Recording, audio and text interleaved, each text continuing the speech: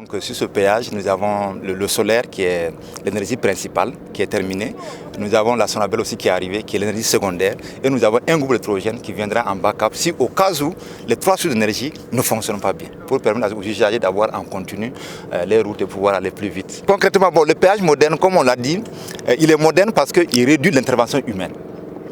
Pour le moment, si vous voyez actuellement nos péages, quand vous arrivez, il y a quelqu'un qui coupe les tickets et qui vous remet.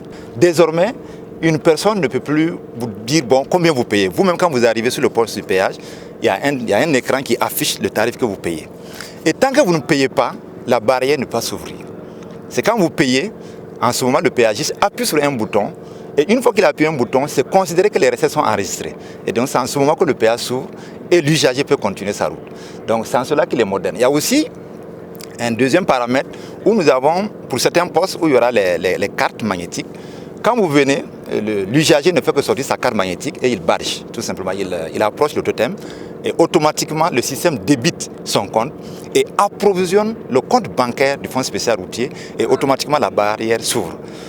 Et le troisième niveau, c'est la lecture des macarons qui peuvent être fixés sur les pare-brises. Donc quand vous êtes abonné, on a un macaron qui est fixé sur votre pare-brise. Quand vous arrivez, le système va lire sur votre pare-brise et vous autoriser à ouvrir, à passer et débiter automatiquement votre compte. Donc c'est là les innovations, les automatismes. Donc ça réduit un peu les temps d'attente. Vous avez vu qu'aujourd'hui, il faut 10 minutes, 30 minutes, nous avons 1 heure pour sortir du péage de Boutenga, là où nous sommes, l'ancien port de péage. Ici, nous avons 6 passages. Donc il y a 3 passages pour les véhicules légers et 3 passages pour les véhicules lourds, dans les deux sens. Donc ça veut dire que nous avons 12 voies. Et nous avons une 13e voie, ce qu'on appelle une voie exonérée. Donc cette voie est dédiée aux convois exceptionnels, c'est-à-dire les convois présidentiels, mais aussi les convois hors gabarit. Par exemple, si la Sonabel importe un groupe électrogène qui dépasse un peu la structure de société que nous avons. Donc il y a une voie de 7 mètres qui est dédiée à cela. Et cette voie, elle est exceptionnelle, mais elle reste fermée.